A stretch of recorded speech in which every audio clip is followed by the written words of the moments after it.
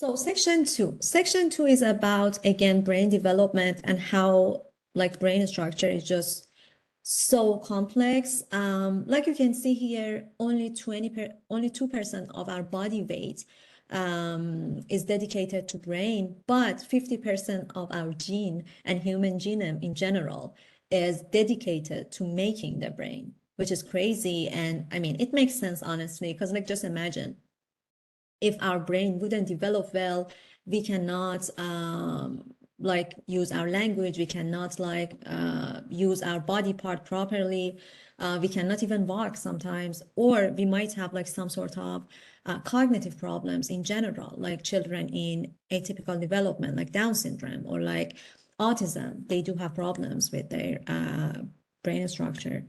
So brain is very complex and it is very important, and that's why it has like 50%. I mean, almost 50% of our like genes. So brain's major part. Here is the major part. We can be like after that, we're gonna be more specific. But like here, the major part's gonna be brainstem, midbrain, and cerebrum. Like you can see here, this is brainstem, and it can control balance and coordination.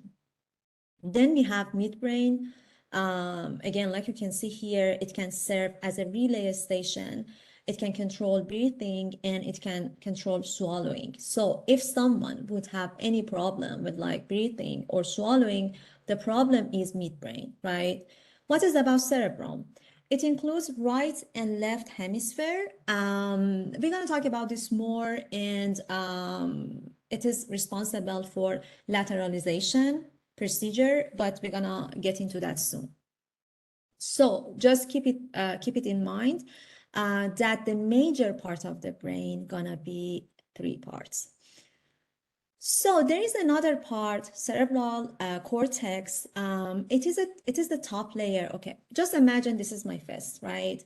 Just imagine a gray thin layer, which gonna be gray matter around my fist.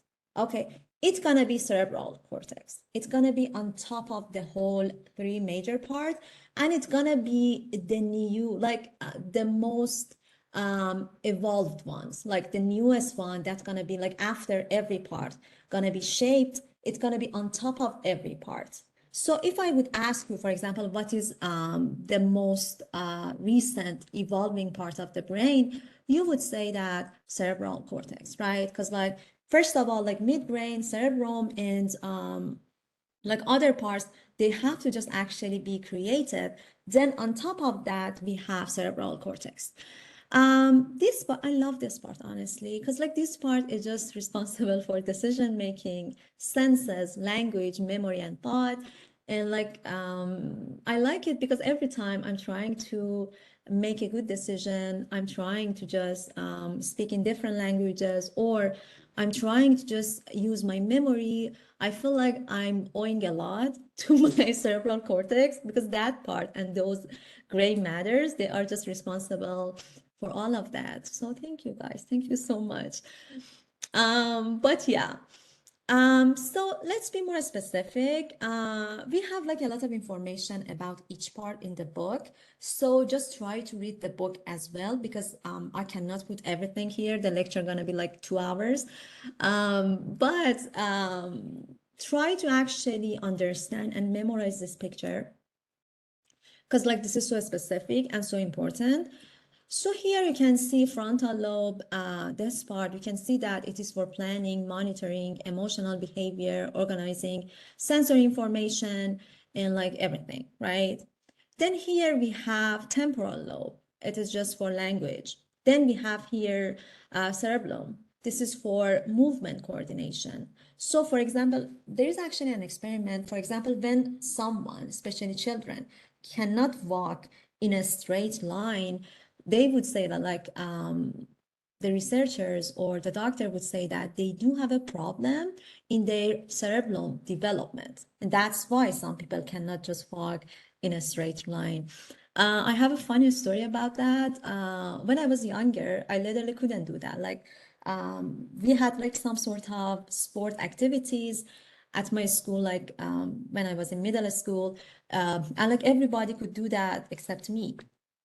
So I thought, and my parents actually thought there is something wrong with me.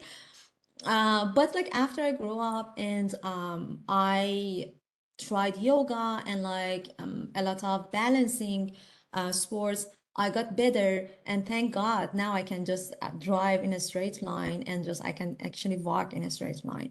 In general, movement coordination is very important. Oh, I did have problem in riding bicycle and that kind of stuff, but like the environments actually compensate that kind of, I don't know if I had some sort of brain problems or not, because like the scan didn't show anything. Probably I didn't have like an enriched environment when I was a kid, because like I didn't have like almost any siblings, so I couldn't do like that kind of coordinating activities. Then when I got older, I tried to just do them to just compensate that sort of movement coordination. So yeah, the environment in my case could actually compensate if there would be any cognitive abnormalities. So just keep it in mind, this part is very important, cerebellum, for movement coordination. Then we have occipital lobe, which is this part, like the back of the brain. It is also very important for sight and like visual ability. We already talked about infants in chapter 4. So just imagine like when infants, they are like 4 months old, this part is still developing, and that's why they cannot actually understand objects or like look at objects like an adult. Like they don't have that kind of vision capacity. But like after 6 months, this part gonna develop like fully. So that's why they can just have some sort of vision, same as adult. So this part is parietal lobe. It is about body sensation and touch. Again, go back to chapter 4. As you might remember, we had like some children in NICU, which we mentioned that how much it might be important for parents to just actually touch them when they are in the hospital. We had that in chapter 3 as well. But yeah, in general, just keep it in mind how those chapters are related to the next chapter, because like the parietal lobe, it is just still developing. So we have to actually simulate children and infants and toddlers and help them to just be like more active, interact with the environment, and we have to help them to just develop their brain structure. So this part is very important, and this part is very specific compared to the major part. This is the major part. We already talked about that, but just keep them in mind. Whenever I gave you that kind of picture, you have to actually understand, okay, this is about major part, 1, 2, 3, but that one is just more specific, and I have to actually learn about all of the subcategories. Again, this is like another picture, like same information. I just wanted to emphasize how brain structure is important and how you should know more about this.